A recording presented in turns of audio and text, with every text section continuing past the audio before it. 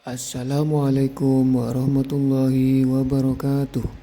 Halo anak-anak hebat, apa kabar hari ini? Semoga selalu sehat dan penuh semangat. Alhamdulillah, hari ini kita bertemu kembali bersama saya, Bapak Muhammad Wail, dalam pelajaran pendidikan agama Islam dan budi pekerti. Kali ini saya akan menyampaikan pelajaran bab 3, indahnya saling menghargai dalam keragaman, dengan materi pokok keragaman sebagai sunnatullah.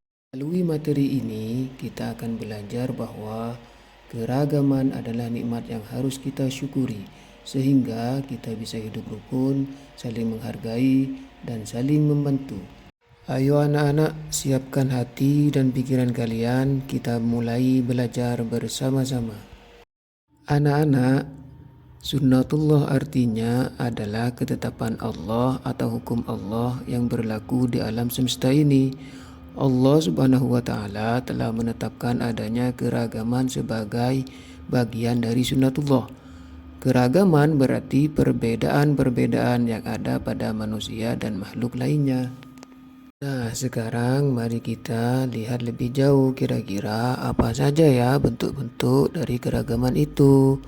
Yang pertama yaitu keragaman fisik.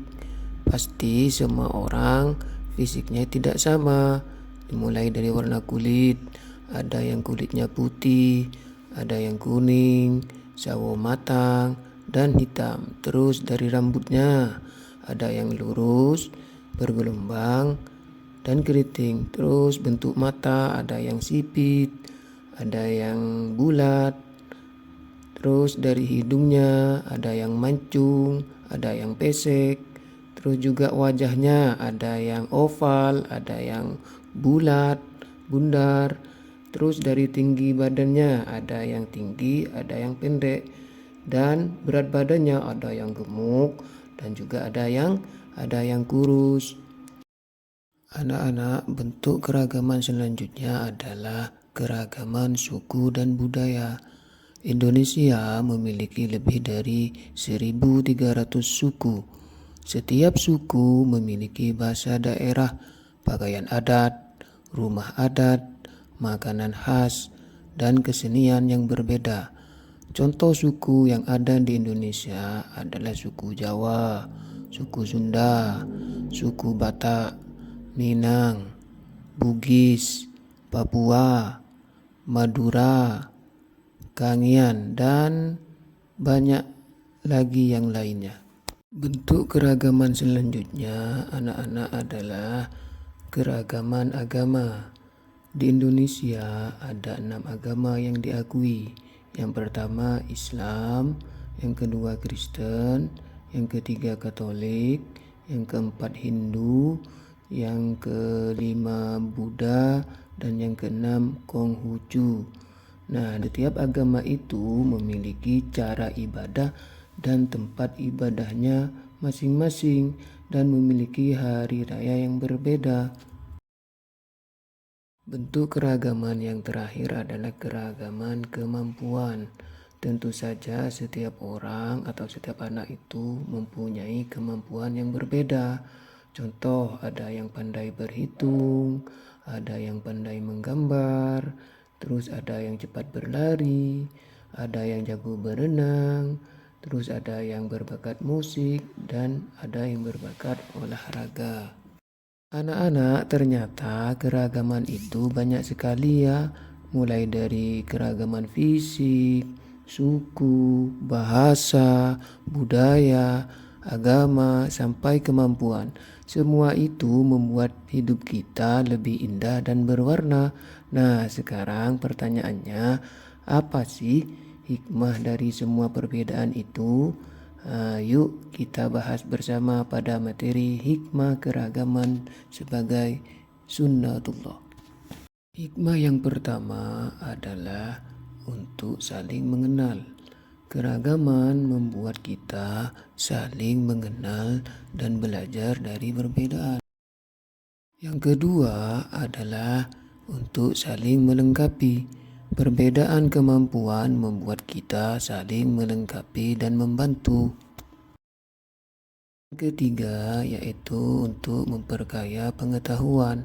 Keragaman budaya membuat kita bisa belajar banyak hal baru.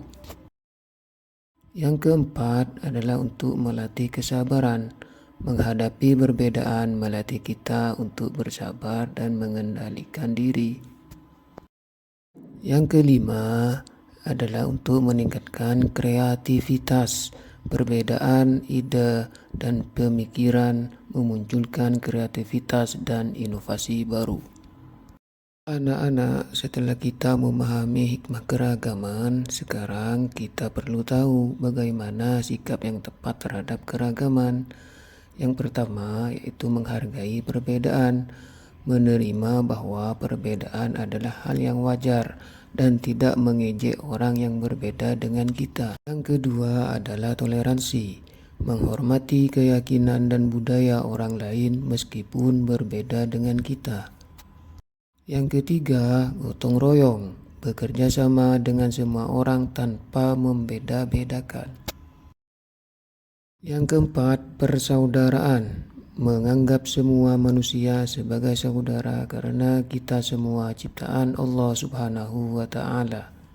Yang kelima adalah adil, memperlakukan semua orang dengan adil tanpa diskriminasi. Bagaimana anak-anak, masih semangat belajarnya?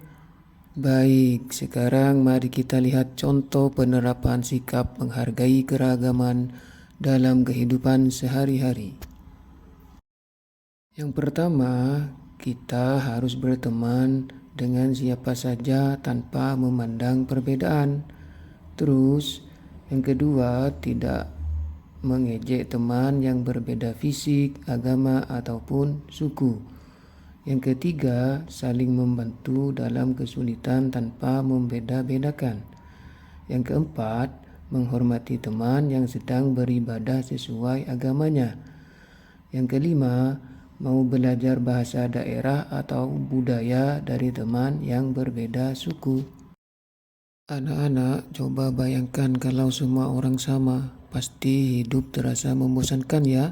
Justru karena kita berbeda-beda, hidup jadi indah dan berwarna. Jadi jangan malu dengan perbedaanmu dan jangan meremehkan perbedaan temanmu. Ingatlah selalu, Allah menciptakan keragaman agar kita saling mengenal, saling membantu, dan saling menyayangi. Mari kita jaga kerukunan bersama, mulai dari rumah, sekolah, hingga lingkungan kita. Semoga materi yang kita pelajari hari ini bermanfaat dan bisa kita amalkan dalam kehidupan sehari-hari.